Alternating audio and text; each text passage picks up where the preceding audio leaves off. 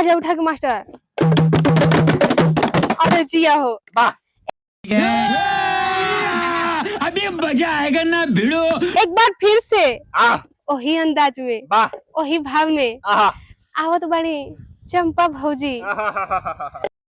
अरे देवा ये गड़बड़ है बाबा। आओ परेशान होके कुछ कहत बाड़ी। आ का कहत बाड़ी मास्टर बतावा। कहत बाड़ी रुको जरा सबर करो। और भइल खाली राउर चाहल काजी खाई गलियों पर उठल बजल काजी। आ भइल खाली राउर चाहल काजी आ गलियों पर उठल बजल काजी। अब कहत बाड़ी अरे हो गई न भोरवा अब न भोरवा में अच्छा पावला। कहत बाड़ी कैसे दरदिया बा कमरिया में दरदिया बा कमरिया में हरदिया पीस के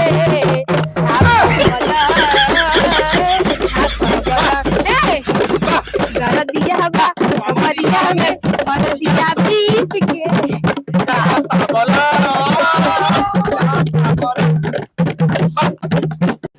रुको जरा सबर करो। घास काटे गईली रे दिया। अरे घर के पीछवा रे वही बैगन के खेते में वही बैगन के खेते में तो छोरावा टांग ले गईल दिया के बैगन के खेते में अब जाई खेते में अब जाई खेते में।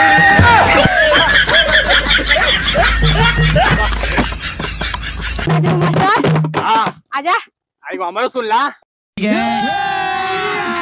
अभी मजा आएगा ना भिड़ो। एकदम अल्लाह का तारे बड़ी डर होई लफड़ा के डर को बात रुआ से कहत नहीं रह जाऊ कहत नहीं रह जाऊ। अरे जिया लागे कोई दी घातई देवा रवा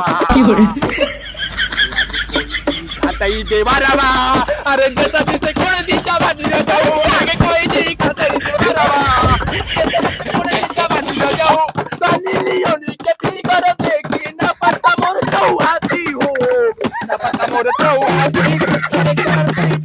करती हमार खोल के गड़ा करती हो के गड़ा करती किनटू बता मत। सब क्या देखना पड़ रहा है।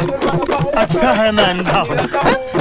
ए मास्टर हो लागे कोई दी घातई देवा रवा जैसे पीछे कोण दी जावा नहीं जाऊ देवा रवा जैसे पीछे कोण दी जावा नहीं जाऊ। फिर से वही अंदाज में भौजी कहत बाड़ी हो कैसे अपने सैया जी से परेशान बाड़ी। आ कहत बाड़ी का अरे भीरी न सटी दूर तनी हटी धरी ना हमके पाजा।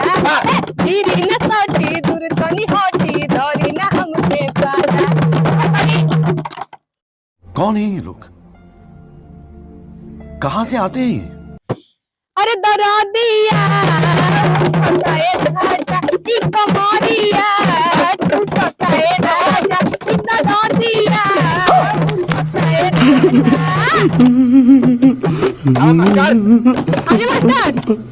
दिलवा ले गईले राजा बोतल में भर के दिलवा ले गईले राजा बोतल में भर के होरिला के मम्मी अरे जिया होरिला के मम्मी बड़ी रंगदार रे होरिला के मम्मी बड़ी रंगदार रे पापा हवे महाराजा रे पापा हवे महाराजा रे होरिला के फुआ जिया होरिला के फुआ बड़ी रंगदार रे बाकी तोनी सही अछि ना रे बाकी तोनी सही अछि ना रे वाके फुआ ही अछि ना रे। ओ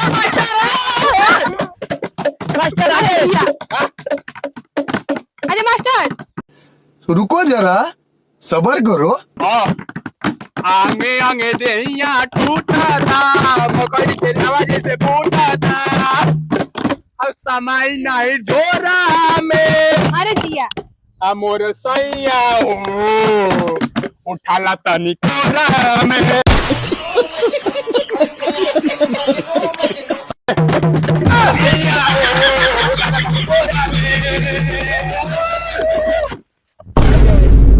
कौन है ये लोग?